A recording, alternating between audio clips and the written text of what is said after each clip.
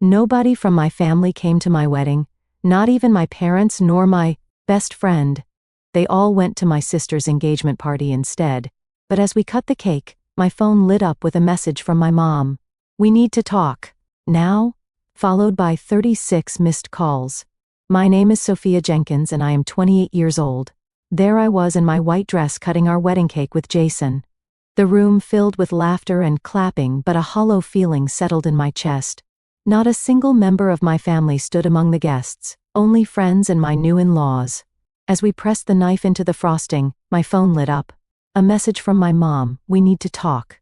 Now below it, 36 missed calls. My stomach dropped with fear and curiosity. Before we get started, let me know where you're watching from and if you've ever felt betrayed by your family. It hurts when your own family hurts you the most, right? To understand why my own family skipped my wedding, I need to take you back to the beginning. I grew up in a seemingly normal suburban household in Ohio, with my parents Daniel and Evelyn Jenkins and my younger sister Harper. From the outside, we looked like the perfect American family with our matching Christmas sweaters and annual beach vacations. But behind closed doors, I always felt like the emotional orphan of the family. Harper was 3 years younger than me, but she might as well have been wearing a crown from the day she was born. With her natural blonde curls, dimpled smile, and outgoing personality, she was the sunshine child everyone adored. She danced ballet, played violin, and had this magnetic charm that drew people to her. I was never jealous of her talents or beauty. What hurt was how differently our parents treated us. "Mom?" I got accepted into the advanced science program, I announced one evening during my sophomore year of high school, clutching the congratulatory letter. Mom glanced up briefly from helping Harper with her dance costume. "That is nice, honey. Put the letter on the counter so Dad can see it later." But when Harper won 3rd place in a local dance competition, that same week our parents took us all out for a celebratory dinner. They ordered champagne for themselves and made a toast to our little star. I sat quietly pushing food around my plate, wondering why my achievement warranted nothing more than a passing acknowledgement. This was not an isolated incident. It was the pattern of my childhood. I excelled in mathematics and science, earning scholarships and academic awards, but my achievements were always overshadowed by whatever Harper was doing at the moment. My parents missed my high school graduation ceremony because Harper had a recital the same day. "You understand, right? This is really important for her future," Mom explained, when I expressed my disappointment. I did understand, but that did not make it hurt any less. By the time I entered college, I had accepted my place in the family hierarchy. I stopped calling home as frequently, knowing conversations would inevitably shift to Harper's latest accomplishments. I built my own life, made friends who valued me, and focused on my education and future career in biomedical engineering. My senior year of college, when I graduated with highest honors, my parents promised they would attend the ceremony. I reserved 4 seats in the auditorium, 2 for them, 1 for Harper, and 1 for my best friend Naomi. The morning of graduation, I received a text from my mother. "Harper got a call back for a major audition. We need to drive her to New York. So proud of you though. Take pictures only." Naomi's seat was filled that day. Naomi became the family I chose.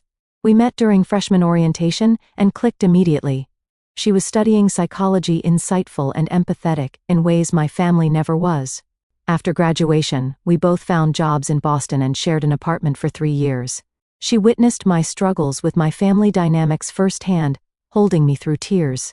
After particularly difficult holiday visits or unanswered phone calls on my birthday, I met Jason Bryant at a mutual friend's birthday party when I was 26. He was tall with kind brown eyes and a laugh that made everyone around him smile. On our 3rd date, I found myself telling him about my family situation, expecting the usual sympathetic but uncomfortable response I typically received when sharing these stories. Instead, Jason reached across the table and took my hand. "That is not normal or okay, Sophia. You deserve better from the people who are supposed to love you unconditionally." No one had ever validated my feelings so directly before. For years I had wondered if I was just being overly sensitive or selfish for wanting more attention. Jason helped me see that my pain was legitimate, and the dynamics in my family were genuinely unhealthy. As our relationship grew serious, Jason encouraged me to set boundaries with my family. "You cannot change them," he would say, "but you can change how you respond to them." He suggested I speak with a therapist, which I eventually did. Dr. Winters helped me understand the concept of emotional neglect and how it had shaped my self-worth and relationships. I began practicing what Dr. Winters called radical acceptance of my family's limitations. I lowered my expectations to match reality rather than continuing to hope for the parental love and recognition I had craved my entire life. It was painful but liberating. I stopped trying to earn their approval and focused instead on building a life that made me happy. Jason became my rock, my champion, and my safe harbor. His family welcomed me warmly from the first time we visited them in Connecticut. His mother Linda called me regularly just to chat. His father Robert sent me articles about scientific breakthroughs he thought might interest me. His sister Olivia became the sibling relationship I had always wished for with Harper. "You are part of our family now," Linda told me during my second visit. "And in this family we celebrate everyone's victories, big and small." I cried in the guest bathroom that night, overwhelmed by the simple kindness that felt so foreign to me. Jason found me there and held me without a word, understanding exactly what those tears meant. With therapy, Jason's support, and my own determination, I made a promise to myself I would stop measuring my worth by my family's inability to see it. I would create happiness on my own terms. And most importantly, I would break this cycle if I ever had children of my own. Little did I know how severely my resolve would be tested when Jason and I decided to get married. Jason proposed on our 2-year anniversary at the small independent movie theater where we had our first date. The film suddenly paused during the showing, and a custom-made trailer began playing, featuring photos and videos of our relationship set to our favorite song.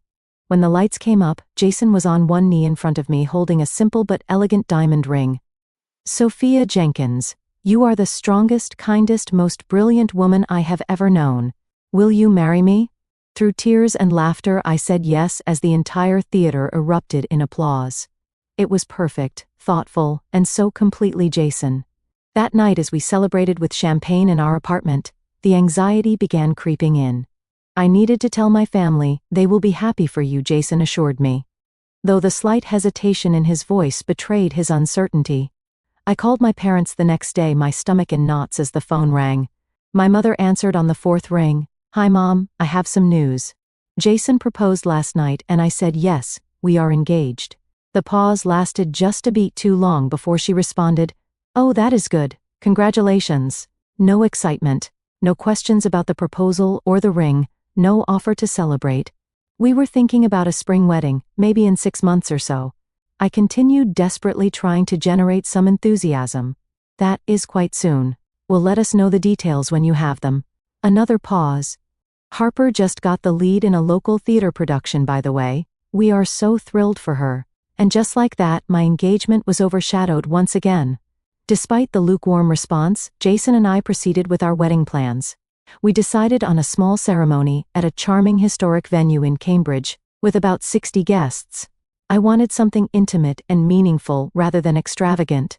We selected flowers, lilies and hydrangeas, chose a caterer, a small family-owned restaurant that made amazing Mediterranean food, and found a photographer whose portfolio captured exactly the kind of candid, joyful moments we wanted to.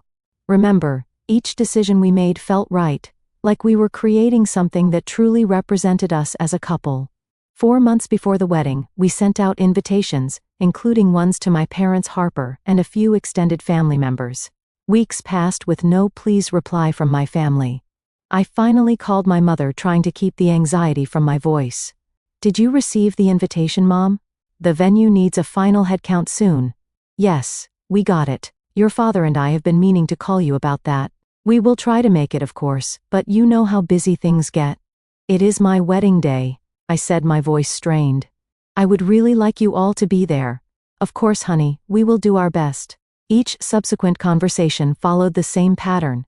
They would promise to attend, but find excuses not to help with any preparations or participate in pre-wedding activities. When I asked if my father would like to do the traditional father-to-daughter dance, he mumbled something about needing to check his schedule. Through it all, Naomi was my saving grace. She took on the role of maid of honor with enthusiasm and dedication that made up for my family's indifference. She organized a beautiful bridal shower, helped me shop for my dress, and listened patiently through my tearful venting sessions. They will come around, she assured me. And if they do not, I will be standing right beside you the entire day. You are not alone, Sophia. Jason's family too stepped up in extraordinary ways. His mother offered to help with the seating arrangements and favors. His father insisted on contributing to the costs, though we had initially planned to pay for everything ourselves. Olivia threw me a separate bridal shower with Jason's extended family, making me feel truly welcomed into their clan. During this time, my relationship with my own family grew increasingly strained. My calls home were met with distracted conversations and quick excuses to hang up. Harper rarely answered my texts, claiming she was super busy with auditions and stuff. I tried to tell myself it was normal pre-wedding stress making me oversensitive, but deep down, I knew something was off. Still, I held on to hope. Despite years of disappointment, some childish part of me believed that my wedding day would be different. Surely once they would show up for me both physically and emotionally. This milestone would finally be important enough to warrant their full attention and support. With Naomi by my side as my maid of honor and Jason's unwavering support, I pushed forward with our plans determined to create a beautiful day regardless of my family's level of involvement. I chose to focus on the people who were showing up for me, rather than those who might not. Your wedding will be perfect because it is about you and Jason, Naomi reminded me. Everything else is just details. I clung to those words like a lifeline as the day approached, never imagining just how dramatically my family would prove me wrong. 2 weeks before my wedding, I was scrolling through Instagram during my lunch break when my thumb froze over a photo that made my heart stop. It was Harper beaming at the camera, her left hand prominently displayed to showcase a sizable diamond ring. The caption read, "He asked, I said yes. Number engaged number, future Mrs. Williams." I stared at the screen, unable to process what I was seeing. Harper was engaged to Patrick Williams, the guy she had been dating for barely 6 months, and no one had bothered to tell me. The comment section was filled with congratulations, including several from my parents. My mother had written, "So happy for my beautiful baby girl. Cannot wait to celebrate this weekend." My hands shaking, I called my mother immediately. She answered on the second ring sounding cheerful, until she realized it was me. "Sophia, is everything okay? I am a bit busy right now." "Harper is engaged," I asked, my voice barely above a whisper. A pause. "Oh, you saw the post." "Yes, Patrick proposed last weekend. It was so romantic he took her to that vineyard upstate and—" "Why did nobody tell me?" I interrupted. "Well, honey, you have been so busy with your own wedding plans. We did not want to bother you." Something in her tone did not ring true. I pressed further. "Mom, what is this about celebrating this weekend? My wedding is in 2 weeks." Another longer pause. "Harper is having a small engagement party on Saturday, just family and close friends." This Saturday, my stomach dropped. "But that is my wedding day." "Is it? Oh dear, I thought your wedding was the following weekend." Her voice sounded falsely confused. Harper has had this date planned for her party for a while now. How could she have planned it weeks ago when she just got engaged last weekend? I asked, logic cutting through my shock. Well, they have known they were getting engaged. They just made it official. Recently, my mother hedged. Then, her voice took on an irritatingly reasonable tone. "Honey, would it be possible for you and Jason to reschedule? We have already put down deposits for Harper's party, and everyone has made arrangements." The request was so outrageous, so hurtful, that for a moment I could not speak. Reschedule my entire wedding with all the vendors booked and guests invited, because my sister decided to have her engagement party the same day. "No, Mom. We cannot reschedule our wedding. We have 60 people coming, contracts signed, everything arranged." "Well," she sighed as if I were being the unreasonable one. "I suppose we will have to figure something out, but you know how important this is for Harper. She has been dreaming of this engagement for months. And I have been planning my wedding for 6 months," I said, my voice rising, despite my efforts to stay calm. "You all are SVP'd, yes. Dad is supposed to walk me down the aisle. We will try to make it to part of your ceremony," she offered, as if suggesting a compromise. "Maybe we can split our time between both events." I ended the call shortly after, too stunned and hurt to continue the conversation. Immediately, I called Naomi, who expressed appropriate outrage on my behalf. "That is insane," she declared. They cannot expect you to share your wedding day, or worse, reschedule it for an engagement party. An engagement party. Not even her actual wedding. What should I do? I asked, fighting back tears at my desk. Nothing. You do absolutely nothing. Except have your beautiful wedding as planned. If they choose Harper's party over your wedding, that is on them, not you. And I promise you, Sophia, I will be right there with you the entire day. You will not be alone. Jason was equally supportive when I told him that evening, though I could see the anger flash in his eyes before he controlled it for my sake. Your family is making a choice, he said gently. And it is a poor one that reflects on them, not on you. Our wedding will be wonderful because we will be surrounded by people who truly love and support us. But what if none of my family comes? I asked, voicing my deepest fear. Then we will still get married, still celebrate, and still begin our life together, he said firmly. My family will be there, our friends will be there, and most importantly we will be there, promising to be each other's family for the rest of our lives. I tried to take comfort in his words, but the pain of potential abandonment by my entire family on what should be one of the happiest days of my life was overwhelming. That night I sobbed in Jason's arms until I had no tears left, mourning not just their likely absence at my wedding, but the family relationship I had always longed for and never had. The next day I texted Harper directly. Congratulations on your engagement. I wish you had told me personally. Is there any way you could reschedule your party? I would love for you to be at my wedding. Her response came hours later. Thanks. Sorry. Everything is already set for the party. Maybe you could come for a little bit after your reception. It is going to be epic. The casual disregard, the complete lack of recognition that I could hardly attend. Her engagement party during my own wedding reception was the final straw. I did not respond. Over the next few days I received a few more texts from my mother, each making it increasingly clear that they had chosen Harper's celebration over my wedding. The last one read, "We will try to stop by your ceremony if we can get away from setup for Harper's party. Hope you understand. Family comes first. Family comes first." The irony of that statement was not lost on me. In their minds, Harper was family. I apparently was not.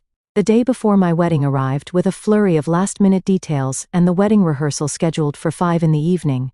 I had not heard from my family in 3 days despite leaving several voicemails, asking if they would at least attend the rehearsal and dinner.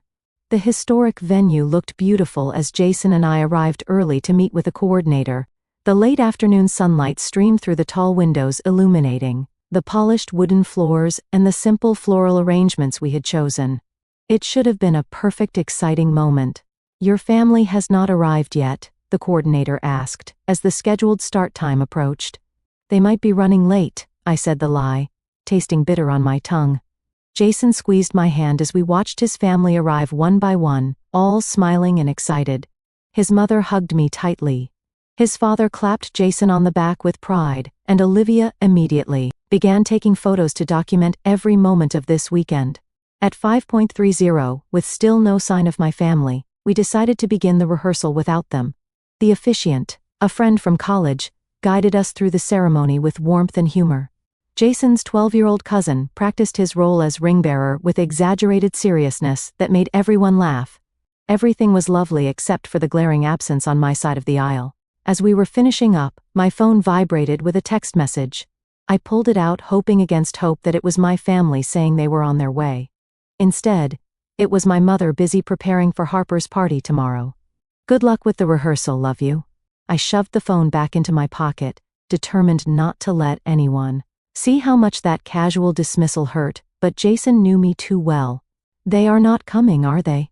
he asked quietly, as we walked to the restaurant for the rehearsal dinner. "No," I replied, surprised by how steady my voice sounded. "They are busy preparing for Harper's party." His jaw tightened, but he simply nodded and said, "Their loss." The rehearsal dinner was at an Italian restaurant a few blocks from the venue. Jason's parents had reserved a private room decorated with white roses and candles. Place cards marked each seat at the long table, including spots for my absent family members. I made it through the appetizers before excusing myself to the restroom, where I leaned against the sink and took deep breaths to push back the tears threatening to spill over. This was supposed to be a happy time, and I refused to let my family's choices ruin it completely. When I returned, I found Linda had removed the empty place cards from my family and rearranged the seating to close the gaps. She gave me a small smile and a wink, and I felt a rush of gratitude for her thoughtfulness. The dinner proceeded with toasts and stories and laughter. If anyone noticed my occasional forced smile or distant gaze, they kindly did not mention it. Naomi sat beside me, her presence a constant comfort as she effortlessly charmed Jason's relatives and kept conversations flowing whenever I fell quiet. "Tomorrow will be perfect," she assured me, as we prepared to leave. "I will be at your hotel at 9 in the morning with coffee and breakfast. We will get your hair and makeup done, get you into that gorgeous dress, and make you the most beautiful bride Boston has ever seen." I hugged her tightly. "I do not know what I would do without you." "You will never have to find out," she promised. Back at the hotel, Jason kissed me goodnight before heading to stay with his best man, following the tradition of not seeing each other before the wedding. "This time tomorrow we will be husband and wife," he said. "Nothing else matters." Alone in my hotel room, I allowed myself one last attempt at reaching out to my family. I called my father's number, heart pounding as it rang. "Hello?" He sounded distracted. "Dad, it is Sophia. I just wanted to check if you are still planning to come tomorrow, to walk me down the aisle." A long pause. "Sophia, I am sorry. Your mother needs me to help with Harper's party. There is so much to do, and you know how important this is to your sister. More important than your oldest daughter's wedding," I asked, my voice breaking despite my best efforts. "That is not fair. We did not realize the dates would conflict." "There is no conflict, Dad. You chose." I could not keep the bitterness from my voice. "I am sorry you feel that way," he said stiffly. "I hope you have a nice wedding." The call ended, and I sat on the edge of the bed staring at the wall. No more tears came. I felt hollow, empty, as if something had finally broken inside me that could never be repaired. My phone chimed with a text from Naomi. "Just checking in. How are you feeling, bride-to-be?" I managed to respond, "I am okay. Looking forward to seeing you in the morning." Her reply came quickly. "About that. I am so sorry, but something urgent has come up. Family emergency. I might be a little late, but I will definitely be there before the ceremony. Do not worry." A small flicker of unease stirred in my stomach. Naomi had never been vague about anything before. "Everything okay? Anything I can help with?" I texted back. "All good. Just need to handle this. Get some sleep, big day tomorrow." Something about her response felt off, but I was too emotionally drained to analyze it further. I scrolled mindlessly through social media to distract myself, only to freeze when a new post from Harper appeared in my feed. It was a selfie of her trying on what looked like a party dress with a caption, "Final fitting for tomorrow's big day. Cannot wait to celebrate with everyone who matters." The location tag caught my eye: Bellamy's Boutique, the same upscale shop where Naomi had mentioned she needed to run an errand earlier that week. With a growing sense of dread, I tapped on the photo to see who had liked it. And there among the names was Naomi's 10.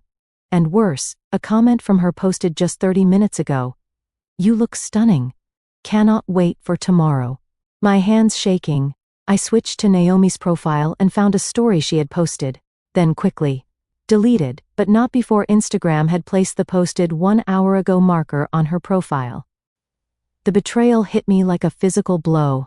My best friend, my maid of honor, the one person who had promised to stand by me no matter what, was planning to attend Harper's engagement party instead of my wedding. I called her immediately. The call went straight to voicemail. I texted, "I saw Harper's post. And your comment. Are you going to her party instead of my wedding?" Minutes passed with no response. Then finally, 3 dots appeared, disappeared, appeared again. And then, "I am so sorry, Sophia. Harper reached out and said how much it would mean to her if I could come. I thought maybe I could do both, but the timing will not work. I should have told you directly. I feel terrible." The betrayal was complete. I turned off my phone, unable to bear any more communication. Curling up on the hotel bed, still fully dressed, I let the tears come, ugly, wrenching sobs that left me gasping for breath. Everyone who was supposed to love me had chosen Harper again, even on my wedding day. I must have cried myself to sleep because the next thing I knew my phone was ringing, and sunlight was streaming through the hotel curtains I had forgotten to close. Groggily I answered, without checking who was calling. Sophia, it is Allison. I am in the lobby with coffee and bagels. Can I come up? Allison Turner had been my roommate junior year of college. We had stayed in touch sporadically over the years, and I had invited her to the wedding more out of nostalgia than close friendship. I had not expected her to show up at my hotel room the morning of my wedding. Sure, I said, my voice hoarse from crying. Room 312. A few minutes later, there was a knock at the door. I opened it to find Allison standing there with a cardboard tray holding 2 coffee cups and a bag from a local bakery. Hey bride, she said cheerfully, then stopped when she saw my face. Whoa. Are you okay? The simple question broke the fragile composure I had managed to gather. To my horror, I burst into tears again right there in the doorway. Allison did not hesitate. She set the coffee and food on the nearest surface and pulled me into a hug. Hey, it is okay. Whatever it is, we will fix it. Between sobs, I told her everything. My family choosing Harper's engagement party, Naomi's betrayal. How I was now without family or a maid of honor on my wedding day. When I finished, Allison pulled back and looked me directly in the eyes. Okay, first of all, your family and Naomi are garbage people right now. Second, I am here and I am not going anywhere. If you will have me, I would be honored to step in as your maid of honor today. You would do that? I asked, stunned by her offer. Absolutely. What are friends for now? Drink this coffee while I call the hair and makeup people to confirm they are still coming here at 9, and then we are going to make sure you have the most beautiful, meaningful wedding day possible, regardless of who is or is not there. In that moment, with Allison taking charge and showing me more loyalty than people I had counted as much closer friends, I felt a small spark of hope return. Maybe this day could still be salvaged after all. Thank you, I said, simply taking the coffee she offered. No thanks needed. Now let us get you ready to marry the love of your life. The morning of my wedding day passed in a blur of activity. The hairstylist and makeup artist arrived at 9 sharp, transforming my tear-swollen face into something radiant. Allison proved to be an exceptional stand-in maid of honor. Anticipating needs I did not even know I had, making me laugh with college stories I had forgotten and keeping me distracted from thoughts of my absent family. By the time I stepped into my wedding dress, a simple but elegant, a line with delicate lace detailing, I almost felt like the bride I had imagined being. Almost, but not quite. The hollow feeling returned as I realized there would be no mother to help with my veil, no father waiting to walk me down the aisle. You look absolutely beautiful, Allison said, helping me with the final touches. Jason is going to be speechless. I managed a small smile, studying my reflection in the mirror. I just wish. I know, she said gently, but today is still your day. Focus on Jason, on the life you are building together. That is what matters most. A knock at the door interrupted us. When Allison opened it, Robert, Jason's father, stood there in his tuxedo, looking slightly nervous. I hope I am not intruding, he said, his kind eyes finding mine. Jason mentioned that your father, well, that he might not be here today. I wanted to offer my services if you would like someone to walk you down the aisle. No pressure at all, just an option. The unexpected kindness brought fresh tears to my eyes. I would be honored, Robert. Thank you. He nodded, clearly emotional himself. The honor is all mine, Sophia. You have made our son happier than we have ever seen him. You are already part of our family today, just makes it official. As we arrived at the venue, my phone remained silent. No messages from my parents, Harper or Naomi. I had known not to expect them, but the confirmation of their absence still stung. I took a deep breath and handed my phone to Allison. Hold this for me. I do not want any distractions during the ceremony. Absolutely. And I turned the ringer off just in case. The wedding coordinator guided us to the small room where I would wait until the ceremony began. Through the window I could see guests arriving, filling the seats on both sides of the aisle, despite knowing most would remain empty on my side. 5 minutes, the coordinator announced, and suddenly, the reality of what was about to happen hit me. I was getting married. Without my family, the mixture of joy and sadness was disorienting. Ready? Robert asked, offering his arm as the music began. I nodded, unable to speak past the lump in my throat. Walking down the aisle was surreal. I registered the smiling faces turning to watch me, heard the soft gasps and murmurs of appreciation. But everything seemed slightly out of focus until my eyes found Jason waiting at the altar. His face, when he saw me, was everything I could have hoped for, a mixture of awe, love, and absolute certainty. I was vaguely aware of the empty front row on my side, the seats reserved for family that would remain unoccupied throughout the ceremony. But as Robert placed my hand in Jason's, the pain of those absences receded, replaced by the warmth of Jason's touch and the love shining in his eyes. "You look incredible," he whispered as we turned to face the officiant. The ceremony itself was brief but meaningful. We had written our own vows, and Jason's brought tears to my eyes and laughter from our guests. "Sophia," he began, "I promise to be your partner, and equal in all things. I promise to celebrate your victories as if they were my own. To stand beside you through whatever challenges we face, and to create a home where you always know your worth is never in question. You are the strongest person I know, and I am in awe of your resilience and grace. Today I am not just gaining a wife but creating a family with you, one where love is never conditional and support is never withheld. I love you, all of you, exactly as you are." The reception was held in the same venue in a beautifully decorated hall with twinkling lights and centerpieces of lilies and hydrangeas. Despite the notable absences, the room felt full of love and joy. Jason's extended family and our friends filled the space with laughter and conversation. If anyone noticed or pitied the bride with no family present, they were kind enough not to show it. We had our first dance to At Last by Etta James, swaying gently in the center of the dance floor as our guests watched. When the song ended, Jason's father stepped forward to dance with me. For the father-daughter danced, a gesture that brought fresh tears to my eyes. "Thank you," I whispered, as we moved across the floor. "For everything today. You are family now," he replied simply. "That is what family does." The evening progressed with toasts, dinner, and more dancing.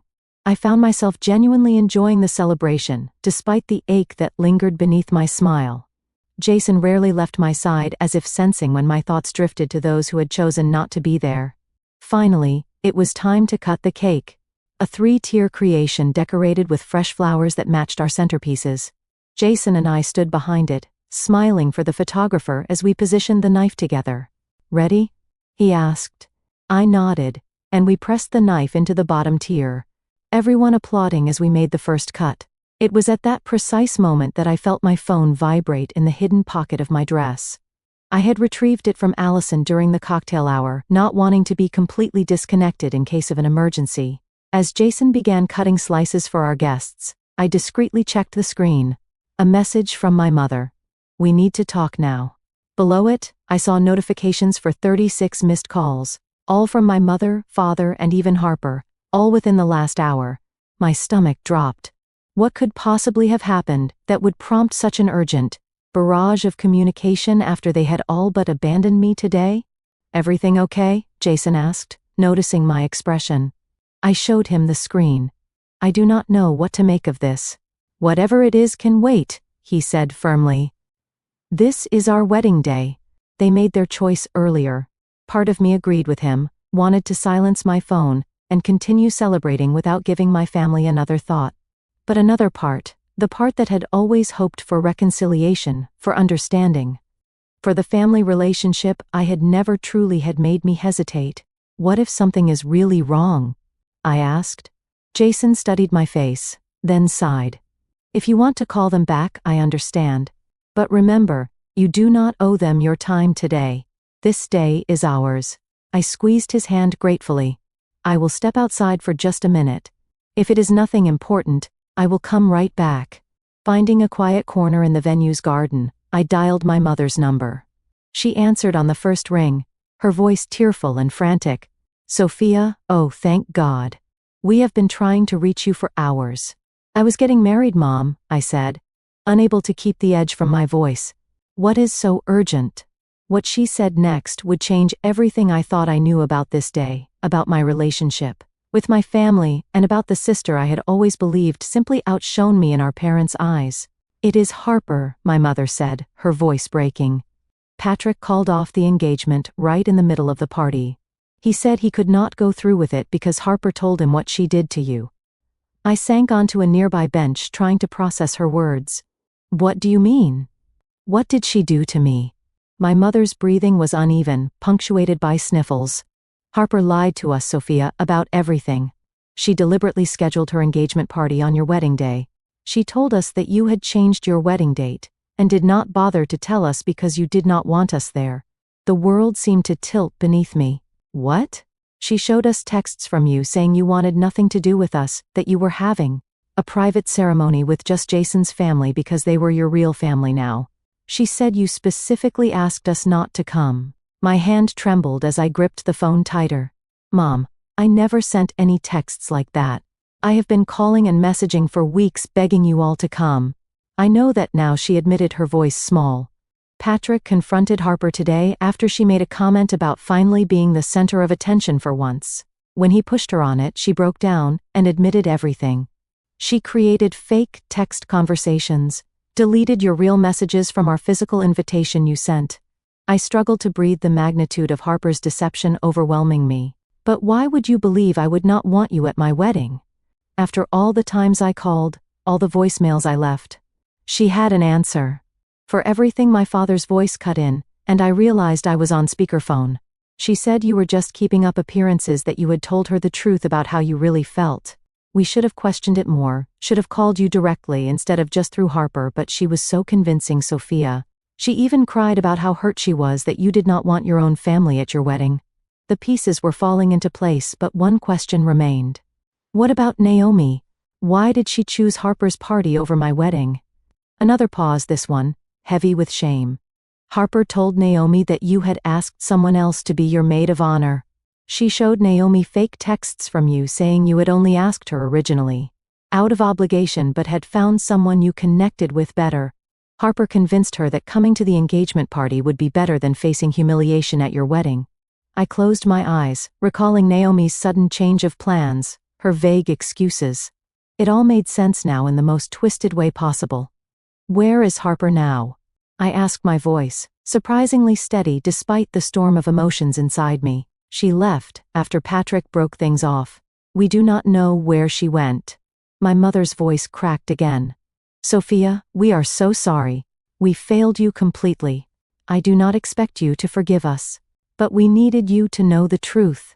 I need to process this, I said, my mind reeling. I am in the middle of my wedding reception right now. Of course, my father said quickly. We could not wait another moment to tell you the truth. Is there any chance we could see you tonight or tomorrow, whenever you have time?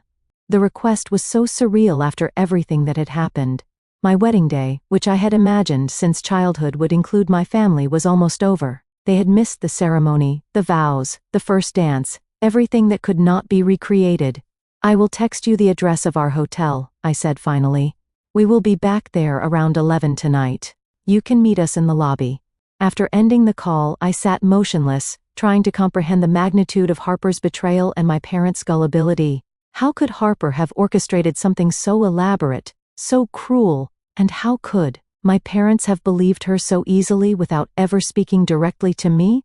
Sophia, Jason's voice broke through my thoughts. He stood a few feet away, concern etched across his features. You have been out here for almost 15 minutes. Is everything okay? I looked up at him, my husband of just a few hours, and felt a rush of gratitude for his steady presence in my life. No, I answered honestly. Nothing is okay.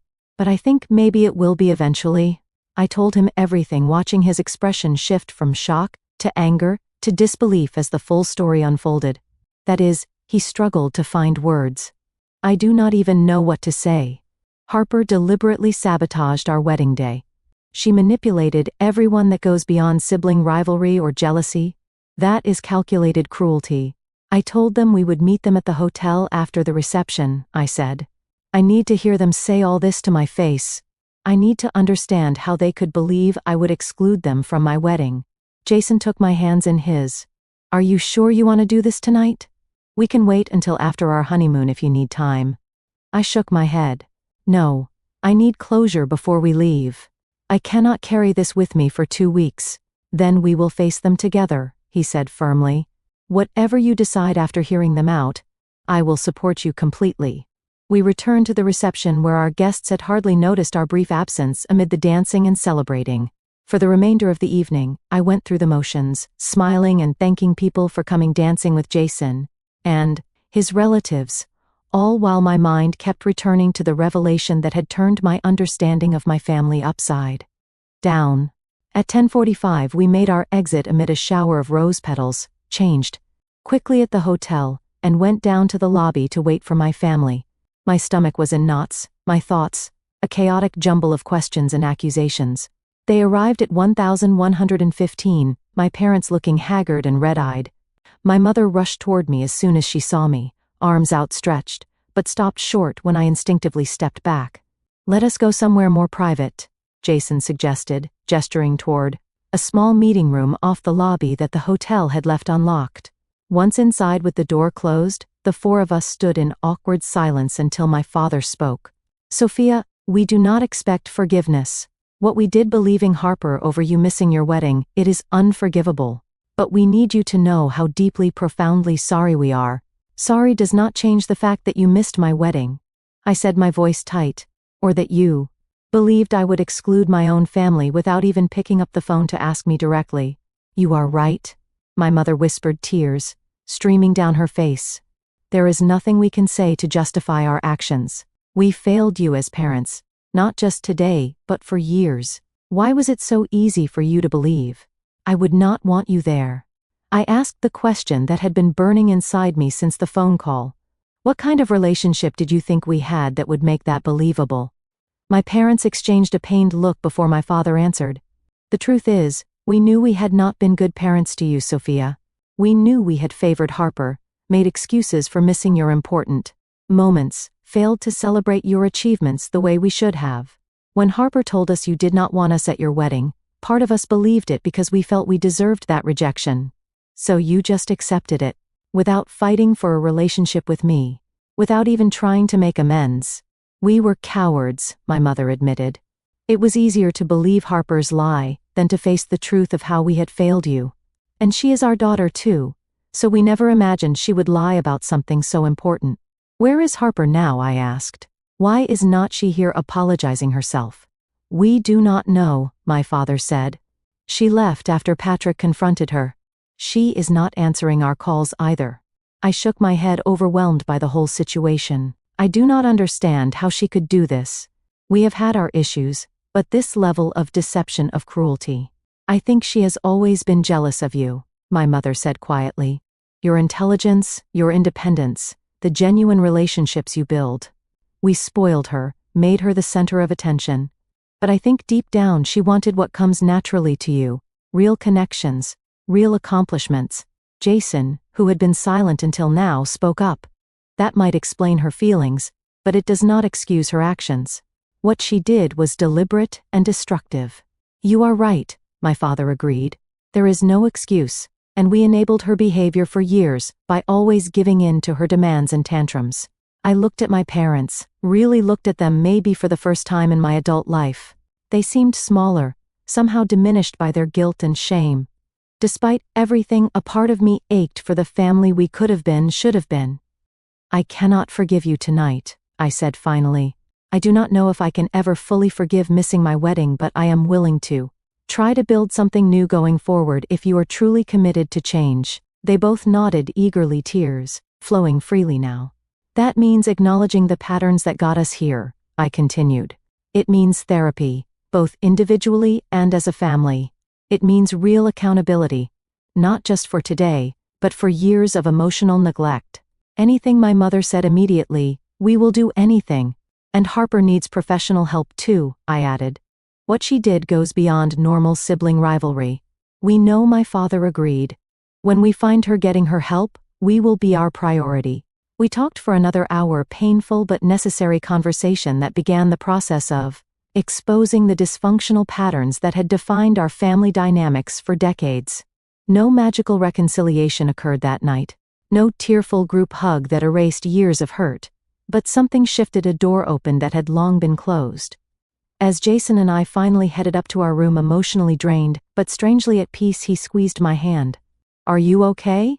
I considered the question carefully. "Not yet, but I think I will be." 6 months passed since our wedding day.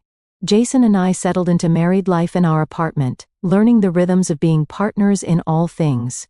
The honeymoon in Greece had been beautiful, a much-needed escape from the family drama that had overshadowed our wedding. For 2 weeks we explored ancient ruins, swam in crystal-clear waters, and began healing from the events surrounding our marriage. Upon our return, the real work began. True to their word, my parents had started therapy both individually and together. They suggested family therapy with me, which I agreed to after some hesitation. Every Thursday evening we met with Dr. Patterson, a family therapist specializing in adult family dynamics and estrangement. "Healing is not linear," Dr. Patterson reminded us, during one particularly difficult session. "There will be progress and setbacks. The important thing is commitment to the process." Harper had resurfaced 3 days after the wedding, calling my parents from a hotel room, where she had been hiding, ashamed and afraid to face the consequences of her actions. They convinced her to come home and immediately found her a therapist of her own. It took 2 months before I agreed to see her. We met at a neutral location, a quiet cafe, halfway between our homes. She looked different, smaller somehow, without the confidence and charm that had always seemed to radiate from her. "I do not know where to begin," she said, her voice barely above a whisper. "Sorry, seems so inadequate for what I did." "Why?" I asked simply. It was the question that had haunted me since that night. "Why would you go to such lengths to ruin my wedding day?" Harper stared into her untouched coffee for a long moment before answering. "I have been seeing a therapist, and we have been talking a lot about this, about why I did what I did." She took a deep breath. "The simple answer is jealousy, but it is more complicated than that." She explained how she had grown up feeling like she had to be perfect, had to perform, to keep our parents' attention and approval. "They praised me publicly, but privately, they always compared me to you.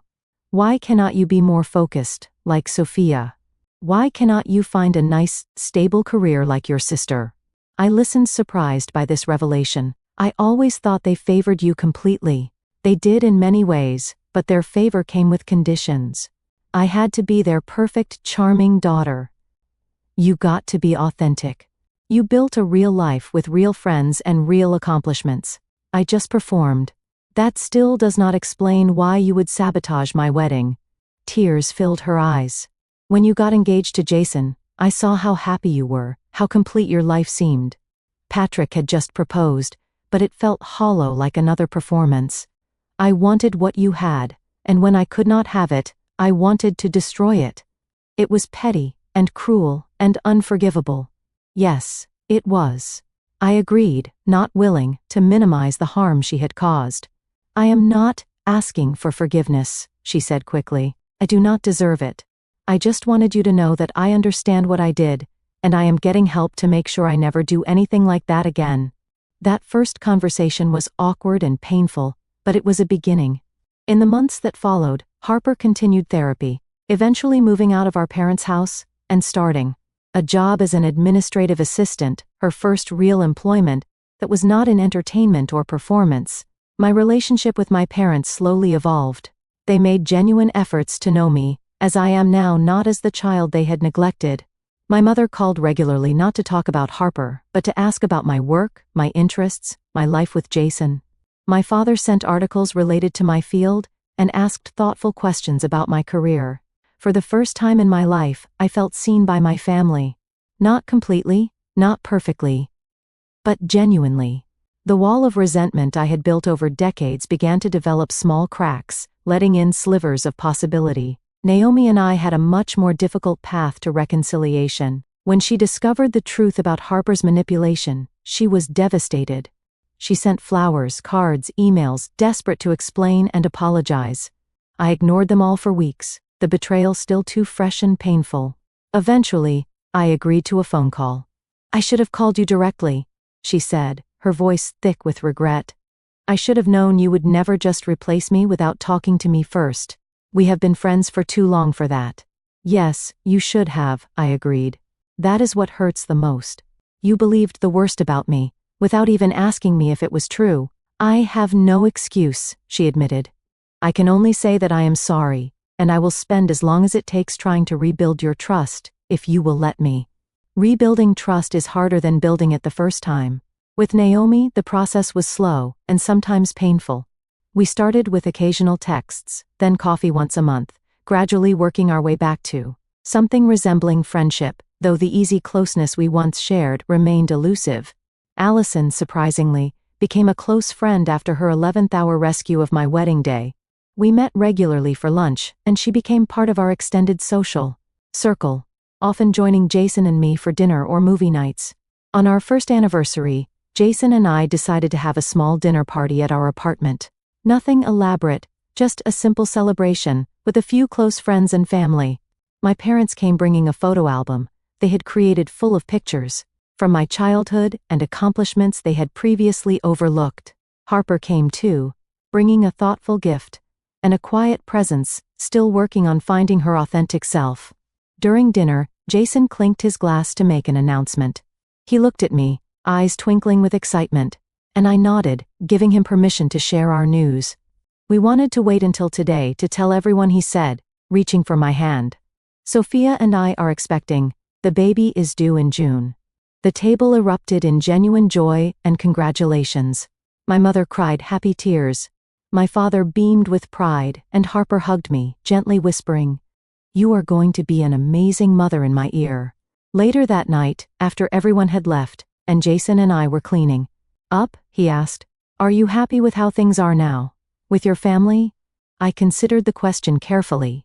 "I am at peace with it," I answered honestly. "It is not perfect, and there are still moments when the old hurt resurfaces, but we are building something new, something healthier. That is enough for now." And with the baby coming, I placed a hand on my still flat stomach. I want our child to know their grandparents and aunt, but with healthy boundaries. I want to break the cycle of favoritism and emotional neglect. Our child will never wonder if they are loved or if they are enough. The journey from that wedding day to now had been challenging, filled with difficult conversations and painful realizations. But it had also been illuminating. I learned that families are not static entities, but dynamic relationships that can evolve and heal with genuine effort and accountability. I learned that sometimes the greatest gift we can give ourselves is setting clear boundaries, demanding the respect we deserve, and being willing to walk away from relationships that consistently diminish us, even when those relationships are with family. Most importantly, I learned that forgiveness is not a single act, but a process, one that happens in its own time and cannot be forced or rushed. True forgiveness comes not from forgetting the hurt, but from understanding it, processing it, and choosing to move forward with new awareness and stronger boundaries. As I look toward the future, now preparing to create a family of my own with Jason, I carry these lessons with me. I am no longer the daughter desperately seeking approval and acknowledgement from parents who could not provide it. I am a woman who knows her worth, who has built a life filled with genuine love and respect, and who chooses each day to nurture relationships that nurture me in return. Sometimes the heart must break completely before it can heal into something stronger. My heart broke that day when I stood alone at my wedding. But from that breaking came a strength and clarity I might never have found otherwise. For that, despite everything, I am grateful. Have you ever had to rebuild trust with someone who deeply hurt you? How did you find the balance between forgiveness and protecting yourself from being hurt again? Share your experiences in the comments below. If this story resonated with you, please like and subscribe for more real-life experiences. Thank you for listening to my journey. And remember, healing is not about erasing the scars, but about wearing them with the knowledge that you survived something difficult and emerged stronger.